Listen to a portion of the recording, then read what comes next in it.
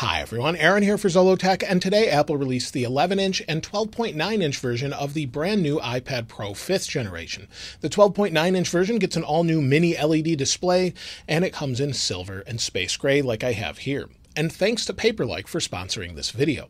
Now this comes in at $1,099 and goes all the way up to $2,399 and starts at 128 gigabytes of storage and goes up to 2 terabytes of storage. So you have that huge range of storage options, and if you get the 1 or 2 terabyte versions, you get 16 gigs of RAM instead of just 8 gigs of RAM. So basically all the same specs that you get with an M1 MacBook Pro, for example. Along with that, Apple also released the new Magic Keyboard in white, so we'll take a look at that. So let's go ahead and unbox these. So let's go ahead and open this, and as you can see, it's actually the 1 terabyte Wi-Fi and cellular model. So let's go ahead and open it up. We'll take the wrapper off here.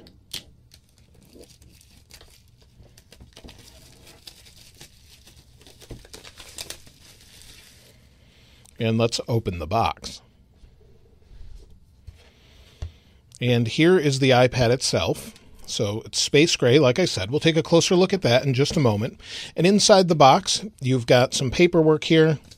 It says iPad Pro. Just goes over it like most iPad Pros. If you have the cellular model, you also get a SIM card ejector tool. And usually there's some stickers in here, and there is. So let's get those out. There's also 2 white Apple stickers in here. So they're not color matching anything with this year. You also get a 20-watt adapter with USB-C, and then also a USB-C to USB-C charge cable. Let's set this aside and take a closer look at the iPad. So let's take the cover off it, or the wrapper.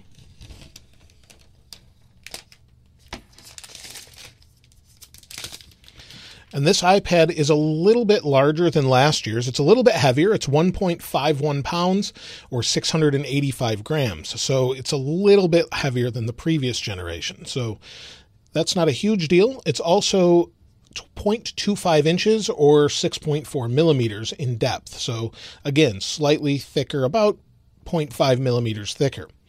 Now on the outside edge, of course, it's space gray, as you can see here. It has antenna lines because it's the cellular model, and you have 3 connectors or smart connectors for the Magic Keyboard, for example.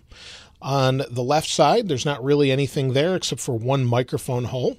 On the bottom, you've got 2 speakers. There's 4 speakers altogether, and now you have a Thunderbolt port. So this is USB-C or Thunderbolt 3, and you've got up to 40 gigabytes a second. You've also got a 5G antenna here as well, and then on the other side, you have a SIM card tray, and then you have your connector and charger for the Apple Pencil, and then your volume buttons.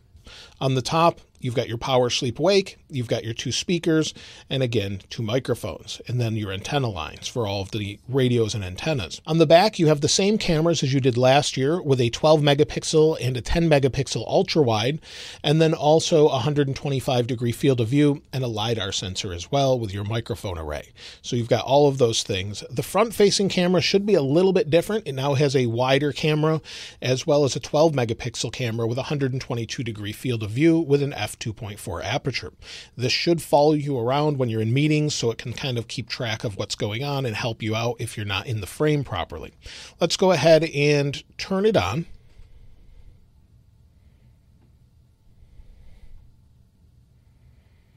And you'll see it's booting up. The Apple logo's in the correct orientation. That usually means it has iOS 14.5 or iPadOS 14.5 or newer.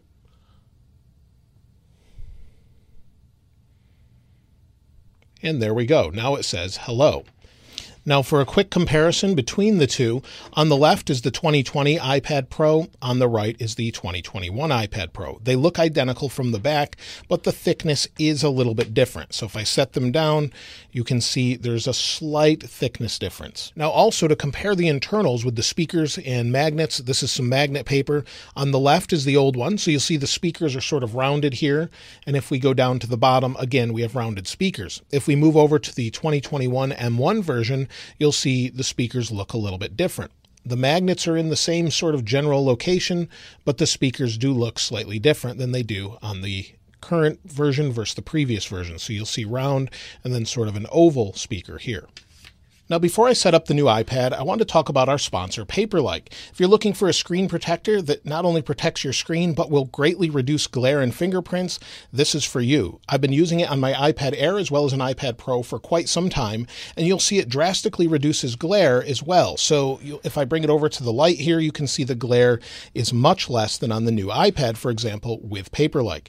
It also sounds and feels natural when writing. So if I go into Notes, and then let's write zollotech, and let me move the mic so you can hear. As you can hear, it sounds natural, and it's also easy on the tip of the pencil as well. If you'd like to try them out for yourself, I'll leave a link to them in the description below, and thanks to Paperlike for sponsoring this video. So we'll set up the iPad Pro. We'll just swipe up. I'll select the language I want, and I'll bring my iPhone nearby. You could bring an old iPad as well. Tap on Unlock to continue, and now we'll just aim the camera there. Now we'll simply set that up. So I first brought my phone near here and then connected the two accounts together. You just bring your phone near it, and then let's go ahead and tap on continue and set up Face ID. So we'll get started, and there we go.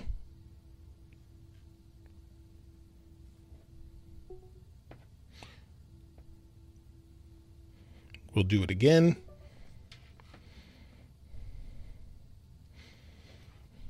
We'll hit continue, and then we'll keep going. We'll agree to the terms and conditions. Now we can select to restore from a backup, or in this case, I'm not going to transfer anything. So we'll just go ahead and hit continue, and we'll set it up as new. We'll hit continue again as far as keeping your iPad up to date. We'll wait just a moment here. As far as Apple Pay, I'll set that up a little bit later in settings. And then it's asking if I want to improve Siri and dictation. I'll say not now. I don't use screen time, and then also app analytics, and then get started. So now we're on the home screen. It looks like your typical iPad from here. But what makes this iPad a little bit different is the display, for one. The display so far looks about the same, but if you turn it all the way down, it goes completely black for the most part, especially if you're on something that has a completely black background.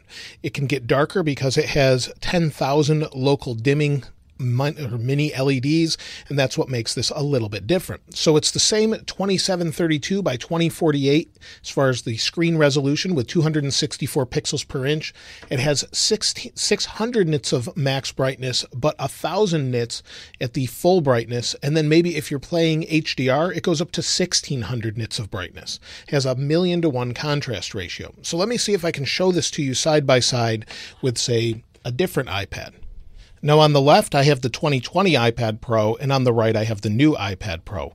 Let me go to the brightness. I'll turn it all the way down, and we'll turn it all the way down on both. Let me turn the lights off here. Now you may or may not be able to see this, but with the wallpaper set as black, the pixels on the right are completely black, like an OLED display. It's very dark, so it looks a little bit different there. If I turn the brightness up, let's go back to brightness, and if we go all the way up, you can see here, you may or may not be able to see it, but if I hit cancel and go home, the brightness on the one on the right is very vivid and bright, and it's not as bright on the left. It's close, but it's definitely noticeable that it goes brighter. Now, another quick thing I wanted to show you is how bright the new display actually can go in HDR as well. So if we go into YouTube to one of my HDR videos, I'll go to the options here in the upper right.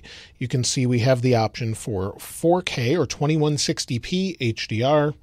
And this is going to be so bright you may not be able to tell the difference, but generally the new display should go much brighter. So I'll hit play, the volume is down, and let's turn the brightness all the way up on both. So they're both HDR displays, and there's a noticeable difference in the highlights behind the tree, for example. So it is brighter. It's very minimal at this point, but I think with certain footage, maybe from a movie that's in HDR, it could make a big difference. Now, one thing I was curious about is if the new mini LED display actually uses PWM and flashes the display. So let's take a look at that. Now, at 240 frames per second in slow-mo, I don't see any obvious signs of PWM or pulse width modulation where it flickers the display to control the brightness. However, that doesn't mean that it's not at a higher rate. It's just not low enough to pick it up with slow-mo, which is a good thing for most people that are affected by this, as it usually wouldn't bother their eyes if you can't see it.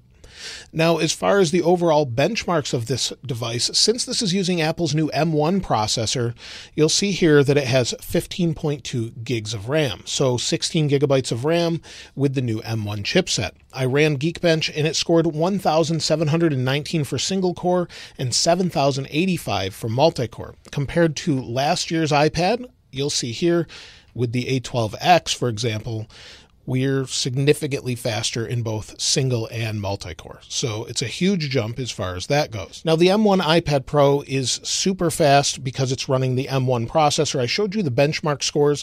No app is really going to take advantage of that too much, except for maybe exporting video, for example. Now, as far as the overall speed is concerned, I thought we'd export a 4K video. I recorded this earlier. So if we go into iMovie, this is my iOS 14.6 Release Candidate 2 video, and all I did was put a slight title over the beginning of the video on both. That way it has to re-render both of them. So we'll go ahead and share these, or hit done on both of these.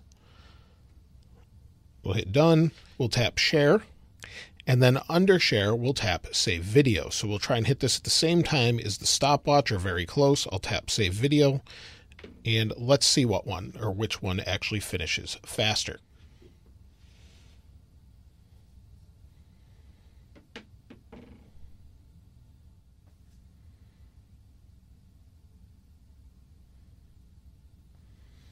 Now, both of them finished at very similar times, and honestly, you would expect the M1 to be faster. Now, if you had different types of footage with more effects and LUTs and things like that, then yes, it would probably be a lot faster on the M1. So it just depends what you're doing, what kind of footage you're putting on this, and then sort of exporting and working with. But with extra RAM, you'll be able to do a lot more.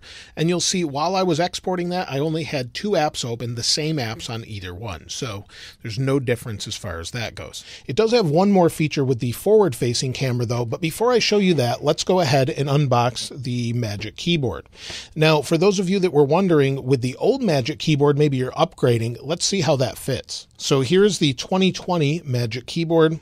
Let's put it on the back here, and it adheres just fine, no problems there. And if I close it, it actually appears to fit okay. Maybe it's a little bit snug, but it mostly seems okay. So you may or may not need to buy one, but basically it feels the same. Maybe it's slightly more snug, and maybe the iPad sticks out of the edge a little bit more. So let me put this down and we'll open the new Magic Keyboard to compare. So we'll open this up here.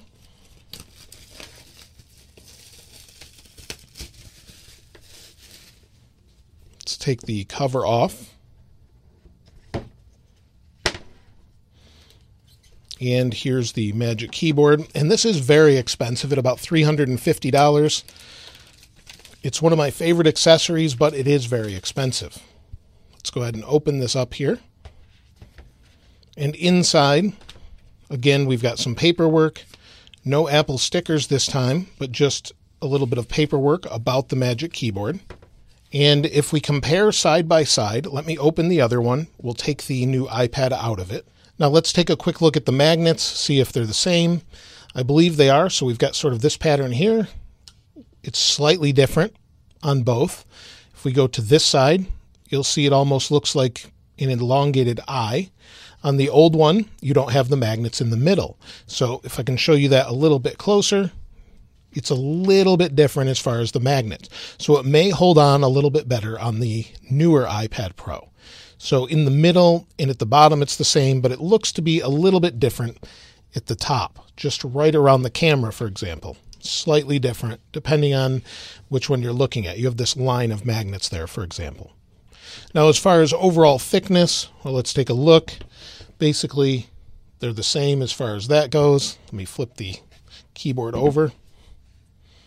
You'll see the white one is the new one, and it's slightly different. So it's basically the same thing, and you could use the old one. The new one may adhere a little bit better to the new iPad. Now, because the speakers are slightly different in their design, I wanted you to take a listen to them and see if you could notice any difference with them. So what I'll do is I'll play the old one first for about 10 seconds, and then the newer iPad for another 10 seconds. So let me move the new iPad out of the way so we can listen to the old one first.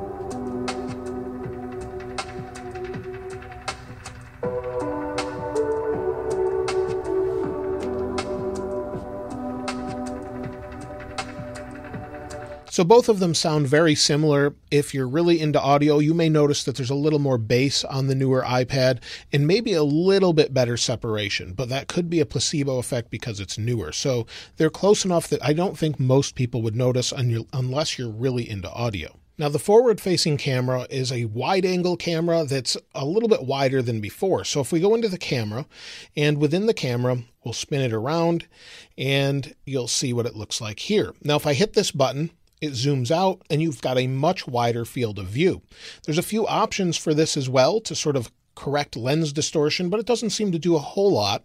But it does correct it according to the settings. So if we go to our camera settings, we'll go to settings, and then we'll go down to camera.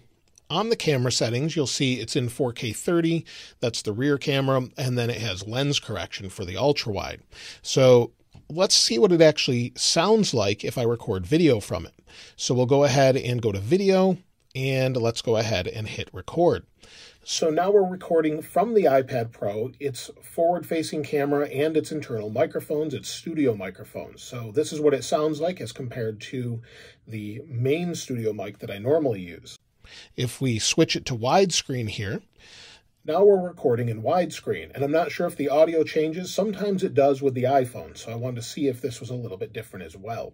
So we'll stop that. And one other thing this has is what's called center stage. It centers you when you're on a FaceTime call, for example, or maybe a Zoom call. Other applications can use it. So if you go into your settings and then you go to FaceTime, under your FaceTime settings, there's a new option for center stage.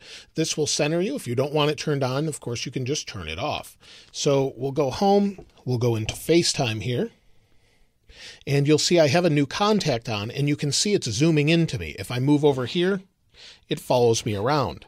So it's actually going to follow me around wherever I go. So if I move over here, you'll see it sort of is like having a built-in cameraman that's tilting and panning the camera. If I go over here, it moves back. Of course, this wouldn't be here. This is just so that you don't see the contacts and I don't have to blur everything out. But this gives you an idea of what it looks like and how it works. So I think it'll be really handy if you're using a lot of FaceTime calls or Zoom calls or anything else, especially if you're in a larger environment and have more than one person as well. It will sort of accommodate for both. So that's it for the iPad Pro. It definitely feels a lot heavier than the previous generation. And of course, I'll be using it over the next week or so to see what it's like. I'm not sure if it's going to be that much faster. And I think with iPadOS 15 being shown at WWDC in June, I think that's where we're going to see some major changes that make the new M1 processor in this iPad Pro worth it. But let me know what you think about it in the comments below. If there's anything you want to see specifically, for example, let me know there as well. Be sure to check out Paperlike. Again, the link is in the description, and thanks to them for sponsoring this video.